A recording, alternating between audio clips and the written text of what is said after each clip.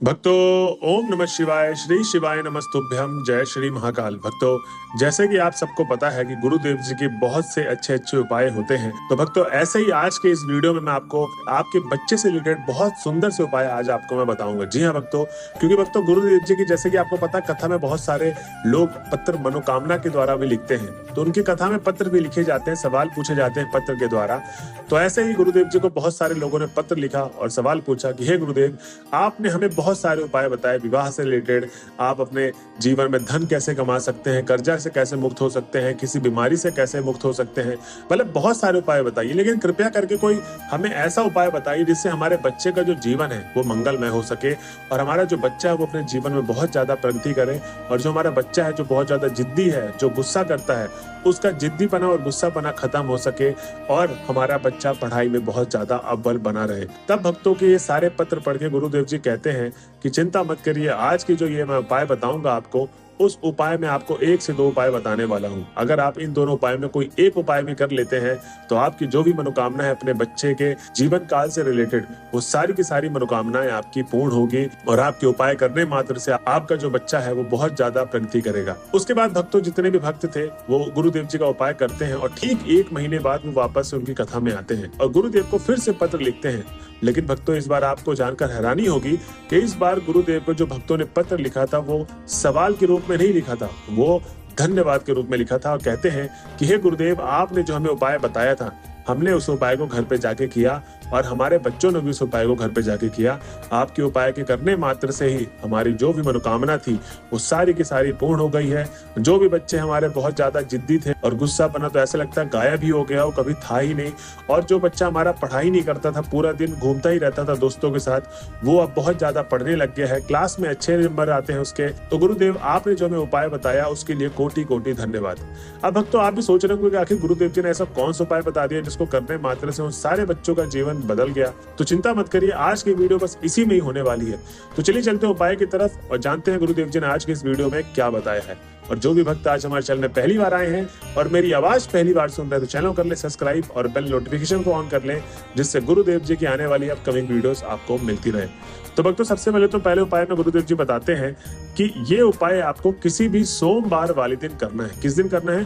किसी भी सोमवार वाले दिन इस उपाय को कर लेना है। इस उपाय को करने का जो समय होगा वो होगा सुबह 6 बजे से लेके रात के 8 बजे के बीच में। जी हाँ भक्तों, इन समय काल के अंदर सोमवार के दिन आपको इस उपाय को कर लेना है, जो मैं आज आपको पहला उपाय बताऊंगा। ठीक, अब इस उपाय में सामग्री क्या क्या चाहिए कृपया करके आप उसको लिख लें, जिससे आप भूले ना उसको। तो सबसे पहले गुरुदेव जी बताते हैं आपको 3 बेल पत्र लेना है। अब जो 3 बेल पत्र लेंगे वो ध्यान रहे, स्मरण रहे, कहीं से कटा पिटा खंडित ना हो, इस चीज का आपको विशेष ध्यान देना है। ठीक, उसके बाद आपको चाहिए 1 लोटा जल, जो तांबे के लोटे में भरा होना चाहिए और घर से भर के आपको जल लेके जाना है। ठीक, उसके बाद चाहिए आपको 1 शहद की डिब्बी। अब जो 1 शहद की डिब्बी लेंगे तो इस चीज का आपको विशेष ध्यान देना है कि जो मंदिर परिसर में शहद की डिब्बी यूज करते हैं वही वाली शहद की डिब्बी चाहिए। ठीक, उसके बाद भक्तों गुरुदेव जी कहते हैं कि आपको सोमवार के दिन चले जाना है महादेव के मंदिर में। अब जब आप महादेव के मंदिर में पहुंच जाएंगे तो सबसे पहले तो गुरुदेव जी कहते हैं कि सारी चीजें आप रख दे नीचे, 7 से 10 मिनट भगवान भोले बाबा की अच्छे तरीके से आराधना करनी है। क्योंकि गुरुदेव जी कहते हैं कि ज्यादातर भक्त गलती यही करते हैं, जाते ही उपाय को शुरू कर देते हैं। किस मन से है, क्या उनके मनों में विचार चल रहा है, क्या उनका मन शांत है, क्या उनका मन उलझा हुआ है, कुछ भी नहीं पता और उपाय को शुरू कर देते हैं। इसीलिए ज्यादातर भक्तों की मनोकामना पूर्ण भी नहीं होती। तो आपको वो गलती नहीं करना है जो बाकी भक्त करते हैं। गुरुदेव जी यही बताते हैं कि आपको 7 से 10 मिनट भगवान भोले बाबा की आराधना करनी है, उनके नाम का जाप करें, उनके मंत्रों का उच्चारण करें या श्री शिवाय नमस्तुभ्यम का ही निरंतर जाप करते रहें। आपका मन एकदम शांत हो जाएगा। उसके बाद आप उपाय करने के लिए तैयार हैं। तब तो गुरुदेव जी कहते हैं कि जब आपने 7 से 10 मिनट आराधना कर ली भगवान भोले बाबा की, उपाय में सबसे पहले तो आपको करना क्या है कि आप जमीन पे बैठ जाएं महादेव के शिवलिंग के सामने ही।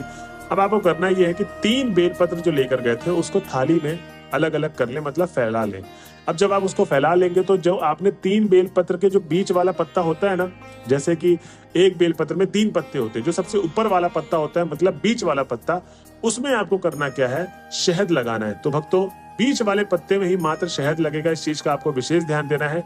बाकी के नीचे 2 पत्तों में जो दाहिने साइड और बाएं साइड होते हैं वो उस पे शहद नहीं लगेगा, 3 के तीनों बेलपत्र में, ठीक। मात्र और मात्र बीच वाले पत्ते में आपको शहद लगाना है।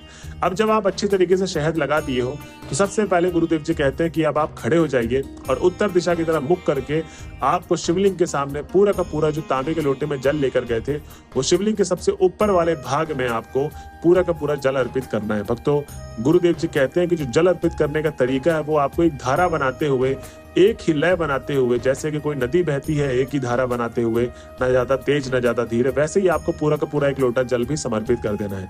जब आप जल समर्पित कर देंगे तो उसके बाद गुरुदेव जी कहते हैं कि आपको वो जो 3 बेलपत्र है, अगर आपका बच्चा साथ में गया है और अगर नहीं गया है तो उनकी माताएं इस उपाय को करें, और अगर बच्चा गया तो उसके हाथों से ही आपको बेलपत्र जलाधारी वाले भाग पे चढ़ाना है। कहां पर?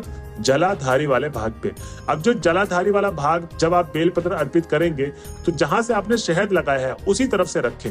मतलब जब आप जलाधारी वाले भाग पे रखेंगे तो वो शहद की तरफ से रखेंगे तो वो चिपक जाएगा, क्योंकि शहद में हल्का सा चिपचिपापन होता है, तो वही आपको रख देना है। और उसके बाद आपको 3 के तीनों बेलपत्र, जैसे जलाधारी वाला भाग लंबा होता है, 3 को तीनों बेलपत्र आपको क्रमांक वाइज लंबा लंबा आपको रख देना है। अब जब आप रख देंगे तब आपको करना यह है कि अपने बच्चे का नाम और गोत्र बोलें, और अगर आपका बच्चा गया तो अपना नाम और गोत्र बोल के जो भी समस्याएं हैं, अगर वो किसी कंपटीशन एग्जाम की तैयारी कर रहा है उसका एग्जाम निकालना बहुत ज्यादा जरूरी है, या पढ़ाई में अव्वल आना उसका बहुत ज्यादा जरूरी है, या अगर उनकी माताएं हैं, अगर उसके बच्चे का गुस्सा बहुत ज्यादा है, जिद्दीपना बहुत ज्यादा है, तो कोई भी समस्याएं महादेव को आपको बोलनी है अपने बच्चे से रिलेटेड, और आपको अपनी मनोकामना मांगते हुए घर की तरफ चले जाना है। भक्तों, गुरुदेव जी कहते हैं कि जो भी माताएं, जो भी भक्त मेरे बताए गए उपाय को इस तरीके से कर लेता है, उसकी जो भी मनोकामनाएं भगवान भोले बाबा स्वयं पूर्ण करते हैं। तो भक्तों, ये था पहला उपाय। अब हम चलते हैं अपने अगले उपाय की तरफ, जिसमें गुरुदेव जी बताते हैं कि इसमें आपको क्या करना है। मात्र 2 बेलपत्र चाहिए, और ये उपाय होगा कब? प्रदोष काल वाले दिन। किस दिन होगा? प्रदोष काल वाले दिन आपको इस उपाय को कर लेना है। अब जो 2 बेलपत्र लेंगे, इस चीज का आपको विशेष ध्यान देना है कि कहीं से खंडित ना हो, कटा पिटा ना हो, ठीक। उसके बाद आपको चाहिए लाल चंदन, ठीक। अब लाल चंदन लेकर और बेलपत्र लेकर आपको चले जाना सीधा शिव जी के मंदिर पे। अब अगर इसमें फिर से वही बात कि अगर आपका बच्चा है तो बहुत बढ़िया बात है, उसको लेके जाएं, और अगर नहीं है तो इसमें फिर से उनकी माताएं उपाय कर सकती हैं। अब जब आप लाल चंदन और 2 बेलपत्र लेके महादेव के मंदिर में पहुंच गए हैं तो सबसे पहले तो आपको अपना 7 से 10 मिनट भगवान भोले बाबा की आराधना करनी है। क्या करनी है? आराधना।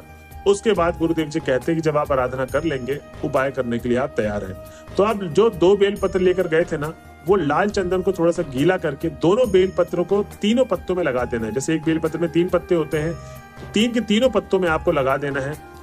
आपको अच्छे तरीके से 3 के तीनों पत्तों में आपको पूरे अच्छे तरीके से लाल चंदन लगाना है। ऐसे ही दूसरे वाले बेलपत्र में भी 3 के तीनों पत्तों में अच्छे तरीके से लाल चंदन लगा दे। अब करना यह है कि अगर आपका बच्चा साथ में गया तो उसके दाहिने हाथ में रख दे वो दोनों बेलपत्र, और अगर माताएं इस उपाय कर रही है तो अपने दाहिने हाथ में रख ले, ठीक।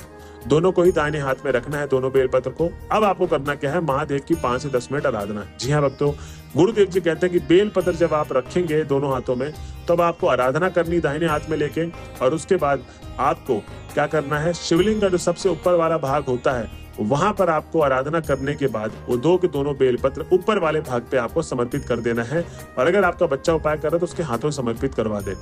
अब जब आप अर्पित करवाएंगे तो आपको अपने बच्चे का नाम और गोत्र बोलना है, अगर साथ में गया है, नहीं तो उनकी माताओं को अपने बच्चे का नाम और गोत्र बोल के सारी मनोकामनाएं आपको भगवान भोले बाबा से मांग लेनी है, जो भी आपको बच्चे से रिलेटेड है, और अगर बच्चा गया है जो भी उसकी मनोकामना है वो मांग लेनी है भगवान भोले बाबा से।